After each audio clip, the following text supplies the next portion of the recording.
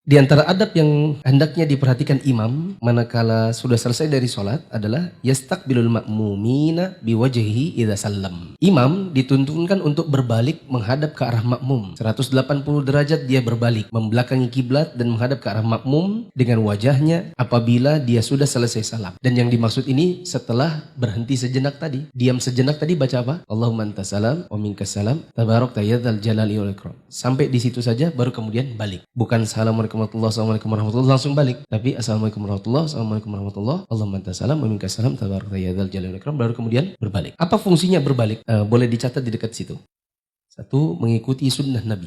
Ngomong-ngomong kita sering dapati sebagian imam ketika sudah selesai salam sampai dia doa dia hadapnya selalu ke arah kiblat. Betul? Dan yang seperti ini tidak sesuai dengan sunnah Nabi. Adapun Nabi setiap kali mengimami maka beliau berbalik ke belakang. Jadi fungsi pertama kita berbalik ke arah makmum adalah mengikuti sunnah Nabi. Fungsi yang kedua adalah untuk memperhatikan kondisi makmum. Siapa tahu ada kesalahan imam tapi imam tidak sadar. Dan kadang-kadang dia lihat makmum sedang berbicara seperti terjadi sesuatu. Misal imam salam, Assalamualaikum warahmatullahi wabarakatuh. Kemudian dia balik. Ketika dia balik, dia dapati di saf pertama, orang itu saling kayak cakap-cakap gitu. Dengan muka yang ekspresinya seperti ada tanda tanya. Dahi-dahi mereka itu seperti menyiratkan tanda tanya. Sehingga imam ketika melihat, kok makmum seperti ada gelisah, mungkin dia bisa bertanya, ada apa? Tadi kayaknya sujudnya cuma satu kali. Imam merasa sujudnya 2 kali. Padahal menurut makmum, sujudnya baru 1 kali. Sah ndak ini sholatnya? Harus nambah rakaat atau ndak ini? Atau malah sujud 1 kali tok baru kemudian salam? Itu bagaimana? Ya kan? Sehingga mereka saling bertanya. Tadi itu sujudnya sekali kan? Iya kayaknya sekali. Yang satu juga ngomong gitu. Kayaknya cuma sekali. Coba kalau imamnya ndak balik. Imamnya langsung Allahumma antas salam minkas salam tabarakta ya dzal jalali wal ikram. A'udzubillahi minasyaitonir rajim. Bismillahirrahmanirrahim. Di belakang itu udah sus. Kemudian bingung. Imamnya ini zikirnya panjang keras lalu kita mau tegur gimana nanti? Ini sandak sholat kita di belakang ini. Karena kita bersepakat bahwa imam sujud baru 1 kali. Sementara sujud itu rukun. Rukun kalau ditinggalkan secara sengaja batal. Kalau tidak sengaja harus ada penggantinya. Gimana? Kalau imam sibuk zikir sendiri, maka keresahan makmum ini tidak terjawab nantinya. Dengan dia berbalik, dia akan tahu kondisi makmum. Siapa tahu dia nih, si imam ini ada kesalahan. Fungsi ketiga dari berbalik ini adalah untuk memberikan arahan bagi sebagian makmum yang belum tahu hukum. Contohnya Nabi SAW pernah setelah selesai salam, beliau berbalik dan beliau dapati ada orang datang terlambat dan dia belum sholat. Kalau dia sholat sendiri di belakang, maka dia dapatnya pahala sholat sendirian. Tapi kalau ada yang menemani, maka dia dapat pahala sholat berjamaah. Maka Nabi SAW melihat, oh itu ada orang belum sholat. Maka Nabi mengatakan, siapa yang mau bersedekah? Maksudnya apa? Ayo temani dia sholat. Maka bangkit 1 orang menemani orang yang terlambat tadi, lalu mereka sholat berjamaah, sehingga yang terlambat ini tetap dapat pahala berjamaah. Nabi pernah berbalik ke arah makmum. Ternyata beliau lihat di luar ada 2 orang yang sedang duduk-duduk dan sepertinya tidak ikut berjamaah tadi. Karena terlalu cepat kok tiba-tiba sudah di luar. Orang kan kalau ikut jamaah, paling enggak kalaupun dia jalan keluar kelihatanlah proses berjalannya. Ini enggak, Nabi berbalik kok dia sudah di luar semua.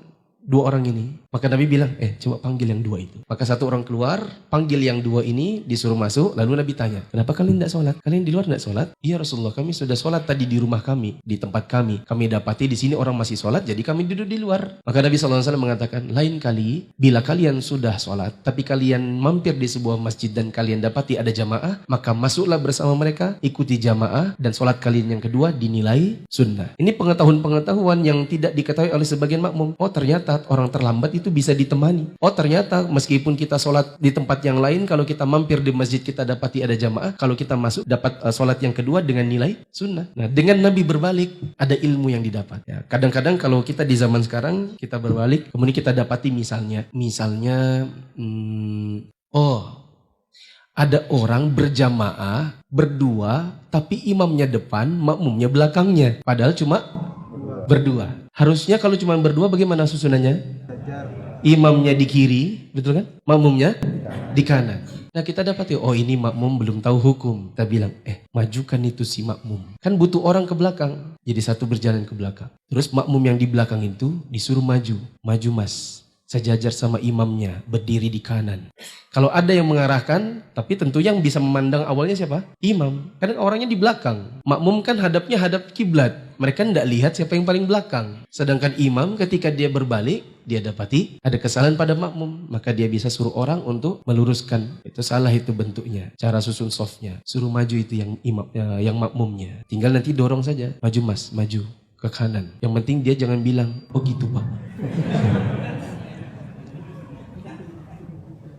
Fungsi yang keempat adalah menghilangkan rasa tinggi pada diri imam. Karena dia memang menjadi imam karena faktor sholat berjamaah. Begitu mereka sudah selesai salam, maka hilanglah posisi imam. Hilanglah posisi sebagai pemimpin. Maka kata penulis, fastiqbaluhum hina idin yarfa'ul khuyala wat taraffu' 'alal ma'mumin. Maka menghadapnya seorang imam ke arah makmum pada waktu yang demikian akan menghilangkan rasa sombong dan tinggi hati bagi seorang imam di atas makmumnya. Apakah ini terjadi? Ya kadang-kadang terjadi. Kita dapat ada sebagian imam, dia maunya itu diikuti oleh makmum sampai habis zikir. Saya punya sepupu di Samarinda. Sepupu ini bilang, dek aku mau tanya dek, pernah setelah selesai salam, karena aku kan ada kebutuhan dek. Jadi cuman zikir sebentar aku pergilah keluar. Ya kan? Terus aku dimarahi sama imam, ditegur lagi pakai mic. Itu coba jangan keluar dulu. Ikut sama imam sampai selesai zikir. Salahkah aku ini? Katanya. Maka saya bilang posisi makmum dengan imam itu jamaatan, menjadi satu jamaah dan selesai dengan salam. Maka apabila ada makmum punya kebutuhan, dia mau langsung keluar, maka itu haknya dia. Itulah juga kenapa seorang imam setelah selesai salam, dia disunahkan untuk berbalik ke belakang. Untuk memutus rasa tinggi sebagai seorang pemimpin di dalam salat berjamaah bagi dirinya. Karena setelah salam, selesailah posisi dia sebagai pemimpin tadi. Dia hadap ke makmum dan menunjukkan sekarang kita sama. Ayo bawa harta ke surga. Dukung pembangunan sekolah Islam Mufid dengan donasi ke rekening atas nama Yayasan Muflih untuk Islam dan Dakwah.